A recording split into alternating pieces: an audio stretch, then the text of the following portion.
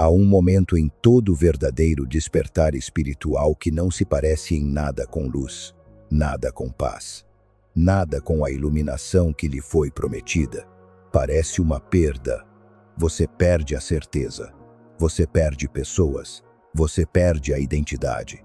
Você perde a versão de Deus que pensava compreender. Você perde o eu que passou a vida inteira construindo e protegendo. E esta é a parte sobre a qual ninguém fala. Os mestres espirituais, as citações do Instagram, as histórias de transformação, eles saltam da escuridão para a luz, do sofrimento para a iluminação, como se não houvesse um meio-termo excruciante. Mas, de acordo com Carl Jung, o despertar não começa com a iluminação, começa com a desilusão. Começa quando o ego, a identidade cuidadosamente construída que você criou para sobreviver, para ser aceito, para se sentir seguro, começa a rachar. E essa rachadura parece a morte. Se você está no meio de um despertar espiritual que parece mais um desmoronamento do que uma reconstrução, se você está experimentando a perda sobre a qual ninguém o avisou, inscreva-se no Império da Mente.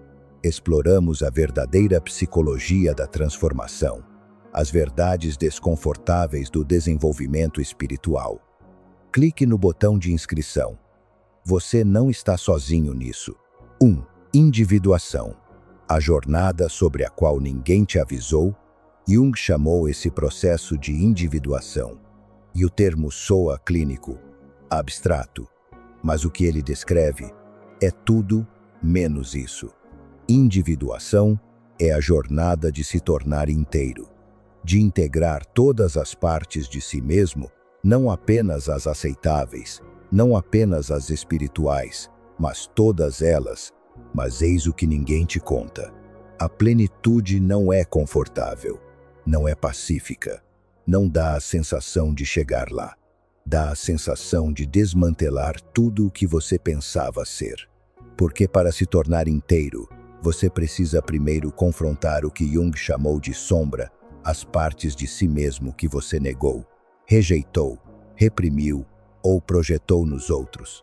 A raiva que você sempre chamou de não sou eu. O egoísmo que você julgou em todos os outros. A escuridão da qual você passou a vida fugindo. As necessidades das quais você aprendeu a se envergonhar. Os desejos que você condenou como não espirituais, tudo isso vive na sua sombra. E o despertar espiritual te força a encará-lo.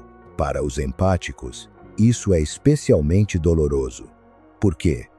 Porque os empáticos frequentemente constroem toda a sua identidade em torno de serem necessários, em torno de serem gentis, em torno de serem os bons, os altruístas, os que compreendem, os que se sacrificam.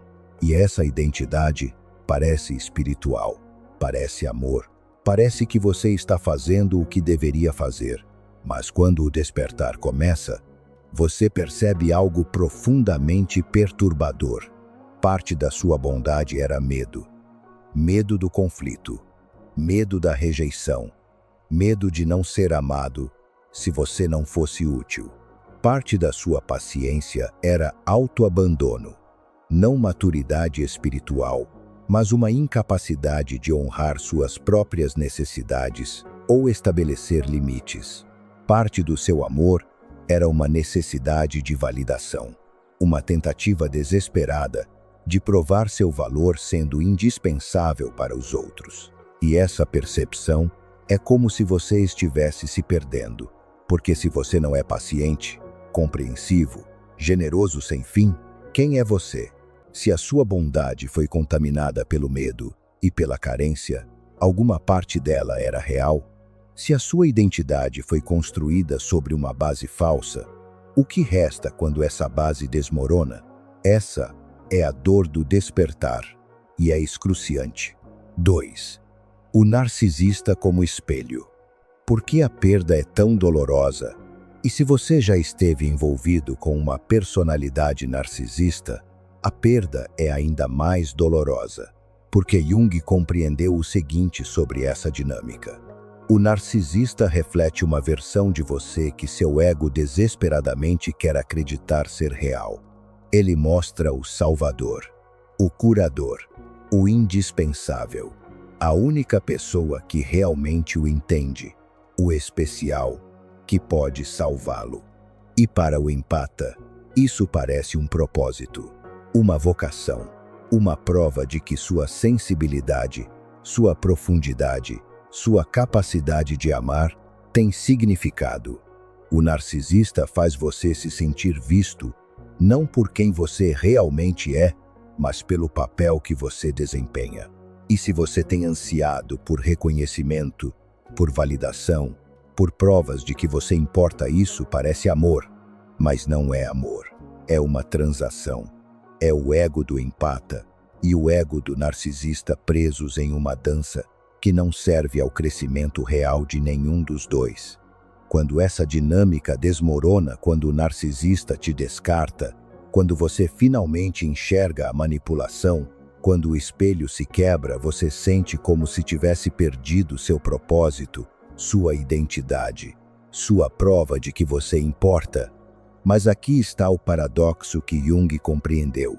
O paradoxo que pode te salvar se você estiver disposto a enxergá-lo. Você não está se perdendo. Você está perdendo seu falso eu. A versão de você que precisava ser necessária. Isso era ego, não alma. A versão de você que media seu valor pela utilidade. Isso era ferir, não amar. A versão de você que praticava a bondade para merecer pertencimento. Isso era uma estratégia de sobrevivência, não um eu autêntico. E agora esse falso eu está morrendo, e ele deve morrer. Porque por baixo dele existe algo real, algo sólido, algo que não precisa da validação de ninguém, incluindo narcisistas, para ter seu valor reconhecido. 3.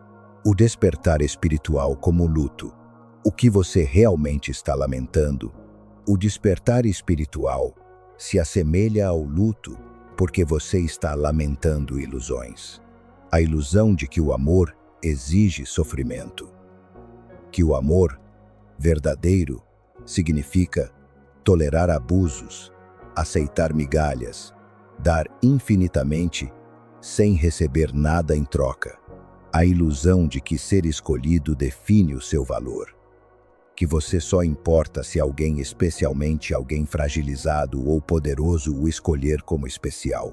A ilusão de que Deus só existe no conforto. Que o desenvolvimento espiritual significa paz, certeza e constante elevação emocional. Jung acreditava que o verdadeiro encontro com o divino acontece no que ele chamou de experiência luminosa, um confronto com algo maior que o ego, algo que transcende completamente o seu controle e compreensão. Mas esse confronto é desestabilizador, é aterrorizante. Ele destrói tudo o que você pensava saber, porque você não pode encontrar Deus enquanto se apega à identidade do ego. Você não pode encontrar o sagrado enquanto protege o seu falso eu. Você não pode experimentar a transcendência genuína enquanto exige que a realidade se conforme às suas expectativas. Primeiro, algo precisa desmoronar. É por isso que o despertar muitas vezes vem depois de uma traição, um coração partido, uma rejeição ou uma profunda confusão espiritual. Não porque Deus esteja punindo você, não porque você falhou, mas porque a psique está sendo forçada a se voltar para dentro. Você não pode mais depender da validação externa. Você não pode mais manter a aparência. Você não pode mais evitar a si mesmo. Você precisa descer. E essa descida, o que os místicos de diversas tradições chamam de noite da alma, parece um abandono. Parece que Deus se afastou. Parece que você está mais perdido do que nunca. Mas, psicologicamente, Jung diria que é integração. Você não está sendo abandonado. Você está sendo forçado a confrontar tudo o que tem evitado. Você está sendo convidado a recuperar tudo o que projetou nos outros. Você começa a ver sua sombra não como algo maligno a ser destruído, mas como partes rejeitadas de si mesmo que precisam ser integradas. Você começa a recuperar suas projeções, percebendo que o narcisista não era seu destino, sua alma gêmea, seu propósito. Ele era seu espelho, refletindo as partes de si mesmo que você precisava enxergar. E quando o espelho se quebra, quando o relacionamento termina, quando a dinâmica desmorona, você fica sozinho. Sozinho, mas mais perto do seu eu autêntico do que nunca. 4. O perigo de evitar a descida.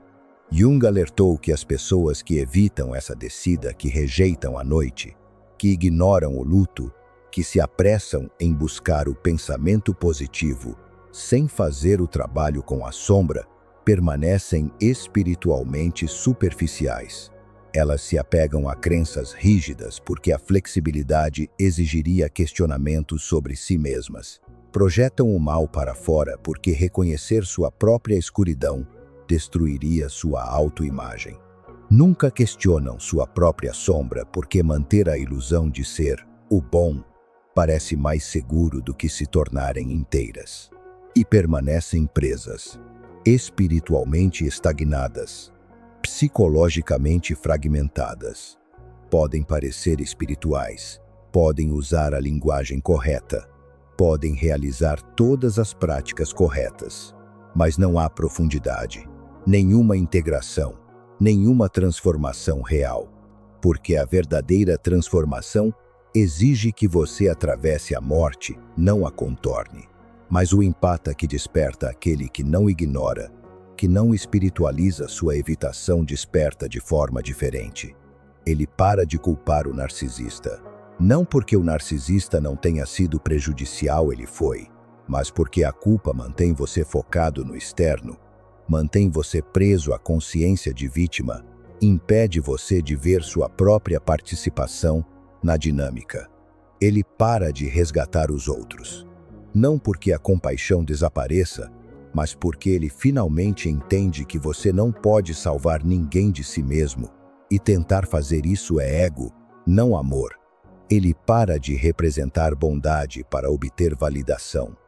Não porque ele se torna cruel, mas porque ele não precisa mais de provas externas de seu valor.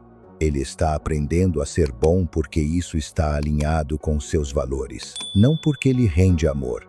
E nessa quietude, nessa cessação de representar, resgatar e culpar algo mais sereno emerge, não uma revelação dramática, não fogos de artifício emocionais, não a iluminação que você vê em posts do Instagram, mas uma consciência ancorada, um conhecimento profundo e silencioso que não depende de circunstâncias externas, validação ou provas.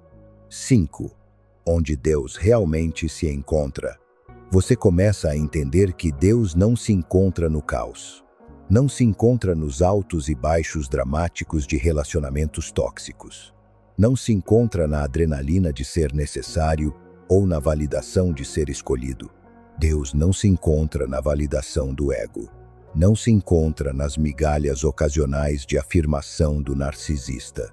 Não se encontra em performar espiritualidade para uma plateia. Não se encontra em manter uma imagem de iluminação. Deus se encontra na plenitude. E a plenitude exige que você integre tanto a luz quanto a escuridão. Tanto sua capacidade de amar quanto sua capacidade de egoísmo.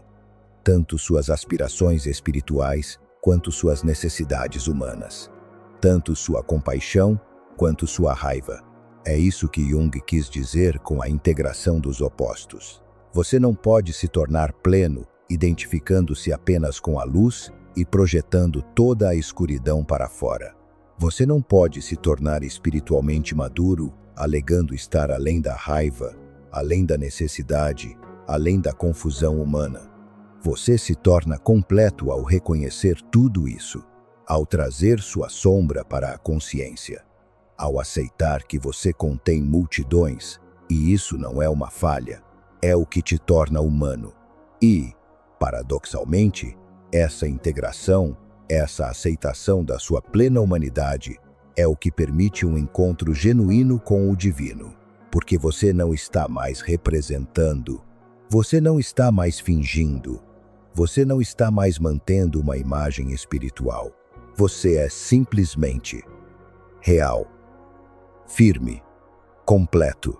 E nessa firmeza, você descobre que Deus nunca esteve na representação. Deus estava esperando na autenticidade que você tinha medo de incorporar. 6. O outro lado do luto. Então, se o seu despertar parece uma perda se você está sofrendo por relacionamentos, certezas, identidade, até mesmo pela sua compreensão anterior de Deus, entenda isto. Você está se desfazendo de uma pele, não se perdendo, mas perdendo aquilo que nunca foi verdadeiramente você. Você está dissolvendo falsos apegos, não sendo abandonado, mas liberando aquilo que o impedia de alcançar a plenitude. Você está se ancorando internamente, não mais dependente de validação externa, não mais atuando para obter aprovação, não mais construindo sua identidade em torno da necessidade de ser alguém que você precisa. A perda é temporária. O luto é real, mas não é permanente. Mas a integração é permanente. Uma vez que você viu sua sombra, não pode mais desvê-la. Uma vez que você recuperou suas projeções, não pode mais esquecê-las. Uma vez que você descobriu seu eu autêntico por trás da atuação, não pode mais voltar a fingir. E do outro lado do luto, não está o seu antigo eu, o você que atuava, resgatava pessoas, buscava validação externa. Está o seu eu verdadeiro, com os pés no chão, inteiro, autêntico, ancorado internamente, não perfeito, não iluminado no sentido do Instagram, não imune a todas as lutas, mas real. E essa realidade, essa firmeza, essa integração é onde Deus habita, não no caos do qual você escapou, não na atuação que você manteve, não no falso eu pelo qual você vem sofrendo, mas na plenitude você está se tornando. O despertar espiritual parece uma perda porque algo está morrendo. Seu falso eu, suas ilusões, as defesas cuidadosamente construídas pelo seu ego, mas o que está morrendo precisava morrer, e o que está nascendo seu eu autêntico, sua plenitude integrada, sua consciência ancorada, vale a pena a dor. Então confie no processo. Mesmo quando parece que você está se desfazendo, na verdade está se reconstruindo. Mesmo quando parece que você está se perdendo, na verdade está se encontrando. Mesmo quando parece que Deus o abandonou, na verdade você está mais perto de um encontro genuíno com o divino do que jamais esteve. Porque Deus não se encontra na performance, Deus se encontra na presença. E a presença exige que você seja real, que seja íntegro, que esteja ancorado, não que seja perfeito. A perda que você está vivenciando está abrindo espaço para algo mais real do que você jamais conheceu. Se esta mensagem ressoa com o momento que você está vivendo, se você está no meio de um despertar espiritual que parece mais com a morte do que com um renascimento, inscreva-se no Império da Mente. Estamos criando uma comunidade que honra o verdadeiro processo de transformação, não a versão do Instagram. Junte-se a nós. Clique no botão de inscrição. Você pertence a este lugar. Até a próxima. Que você possa confiar na dor, honrar a perda e saber que do outro lado não está o seu antigo eu, mas sim o seu verdadeiro eu, finalmente voltando para casa. Porque é aí que o despertar realmente acontece.